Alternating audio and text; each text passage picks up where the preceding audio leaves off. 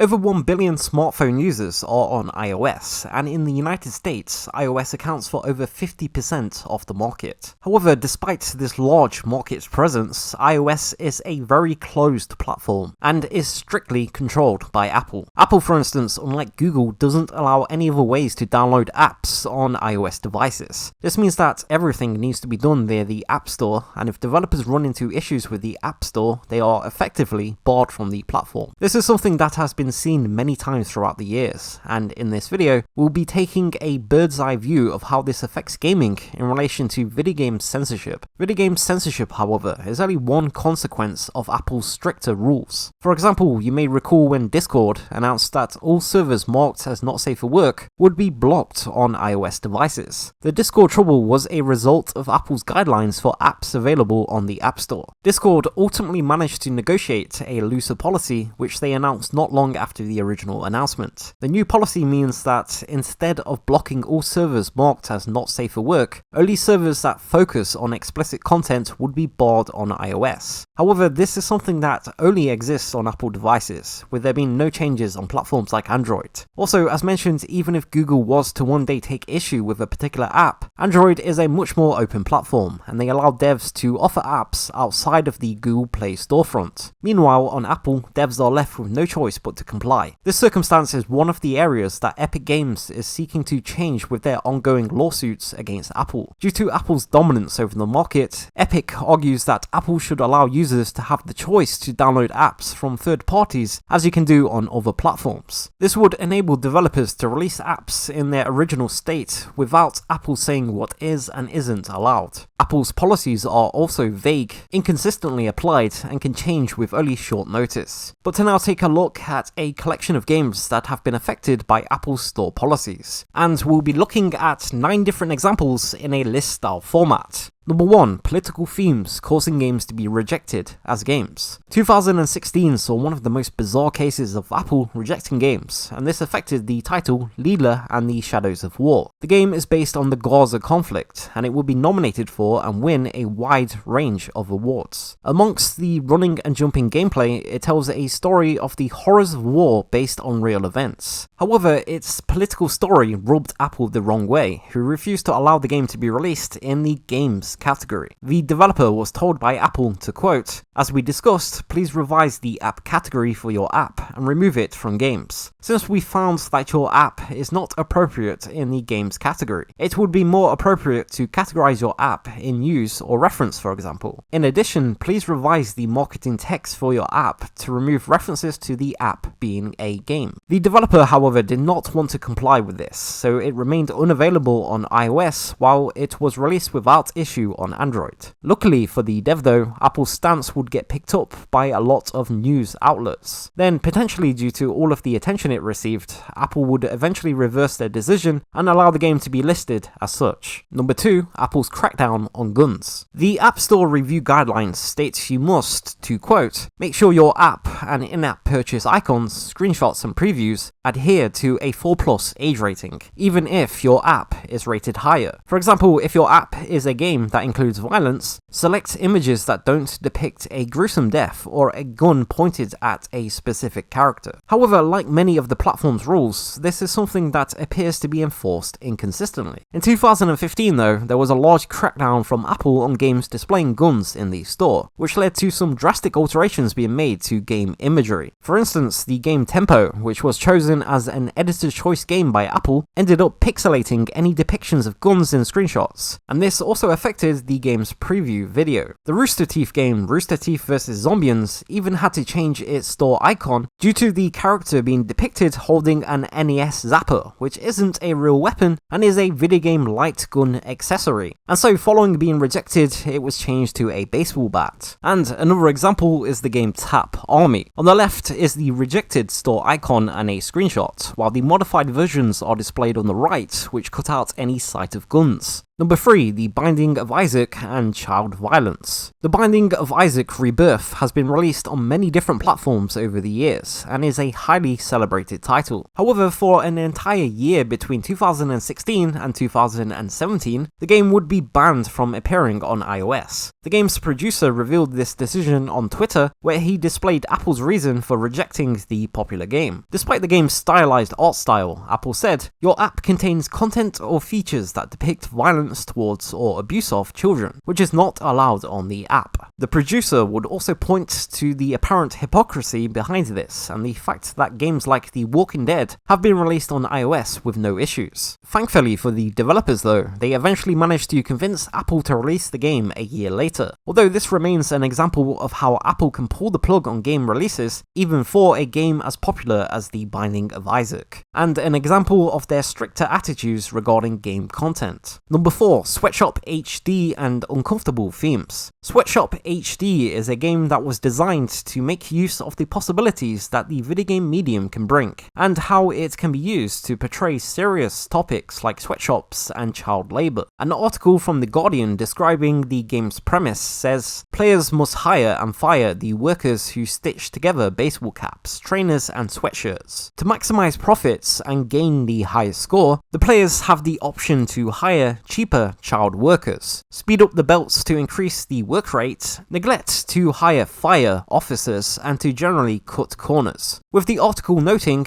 video game players have been trained for efficiency and know how to work systems in order to maximise score, just like a sweatshop factory manager. It then adds, "As play progresses, the game begins to reveal the effects of this way of working as viewing workers as mere units. There is a human consequence to the players bowing to those economic pressures bearing down upon the factory manager. Whereas a film documentary might piece together the sweatshop story through footage and anecdote, the game allows players to experience the system from the inside, with all its cat's cradle of pressures and temptations. Where there is a danger with a documentary or article that it can be didactic, a game can present the system in a more objective manner, thereby building a different sort of empathy and understanding. The game was originally released for free on the internet in 2011, and it prompted wide discussions on the game's topics and even led to a university research paper on it and other serious games. Due to its success, the developers set to work on porting the game to iOS. However, Apple would then suddenly pull the game 2 months after its release in December 2012. Speaking to Polygon, the developers explained that Apple was, to quote, "uncomfortable selling a game based around the theme of running a sweatshop," with the developers saying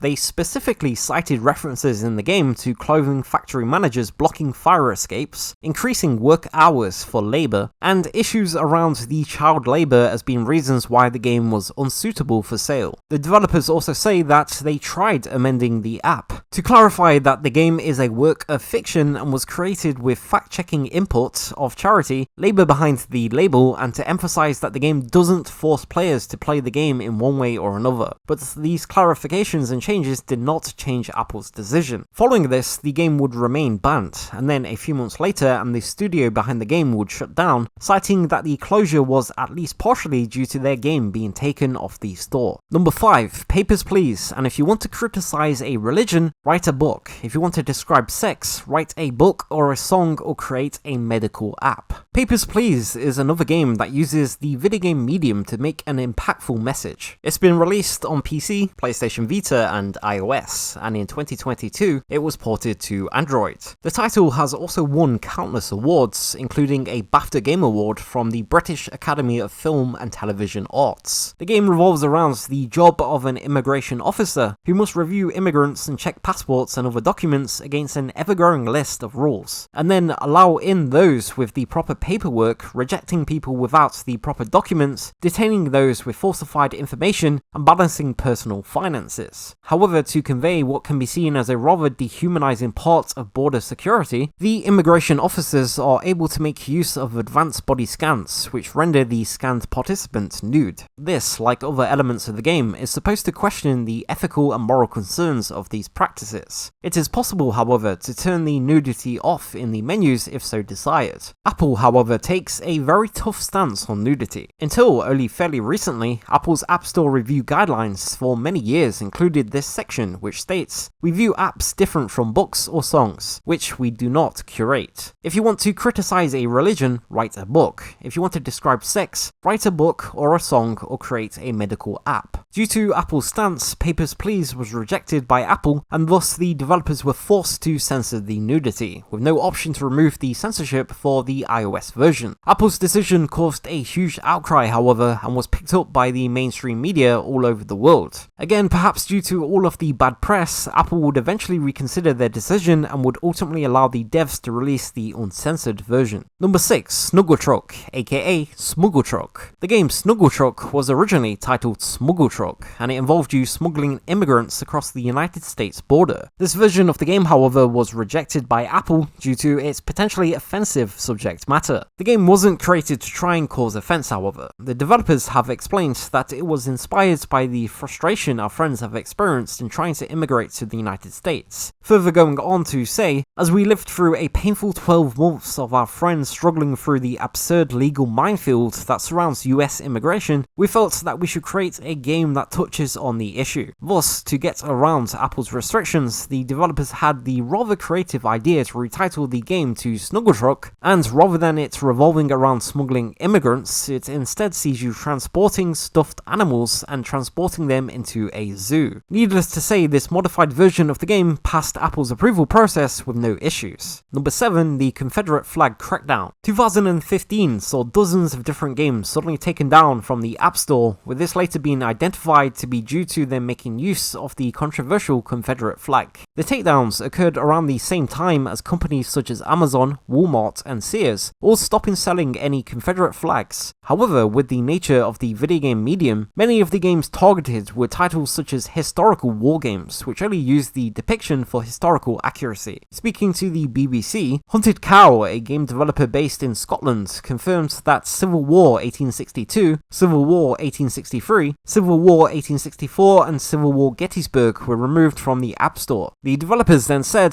that they will be resubmitted with an earlier Confederate flag. Another developer, Game Labs, spoke about the removal of their games, saying, "Apple has removed our game from the App Store because of usage of the Confederate flag. We accept Apple's decision and understand that this is a sensitive issue for the American nation. We believe that all historical art forms, books, movies, or games such as ours help to learn and understand history, depicting events as they were. True stories are more important to us than money. Therefore, we are not going to amend the game's content, and Ultimate General Gettysburg will no longer be available on the App Store." Fortunately for Game Labs, however, in an update posted on their website, they revealed that they were finally allowed to publish the game once again on the App Store after what they described as several late-night phone calls with Apple. Other developers, however, haven't been so lucky. Number 8. Kill the Plumber and Overzealous Copyright Concerns. When it comes to copyright, certain protections are in place that allows for likenesses to be used for purposes such as parody and satire. This is the reason why popular TV shows like South Park are able to do what they do with such a carefree attitude. However, when a popular parody of Nintendo's Mario franchise was released called Kill the Plumber, Apple saw the title struck down and banned it from its platform. The devs argued against the decision, explaining that not only was the game a parody, but that everything in the game, including graphics, sound, and gameplay mechanics, had been made by themselves. This undoubtedly amounted to much time and cost for the developers. Apple was not at all sympathetic to this though, and refused to compromise, demanding that the game would require a complete overhaul from the appearance to the functionality. Android and Steam, on the other hand, had no issues with the game's premise, and releases on those platforms went as planned, unmodified. However, to be allowed on iOS, the developers made drastic changes to the game's design and appearance, also altering the name to Kill the Plumber World. Number 9. Action timing and suggestive designs. A very big concern for Apple is games that depict provocative designs or suggestive situations. One rather notable case of this is 2019's free-to-play Japanese RPG, Action Timing. Compared to the Android version, many characters are very noticeably toned down on iOS, with outfits drastically altered so that much less skin is shown. And this once again highlights the differing attitudes between the different platform holders and how much influence Apple has on creators releasing the games that they want to make. But as mentioned at the start of the video, there is a countless number of games that have been affected by Apple's stances, with the amount continuing to grow. And so this video aimed to take a look look at just some of the different ways video games have been affected. What are your thoughts on the points discussed in today's video? As always, let us know your thoughts in the comments below, and until next time, thank you for watching.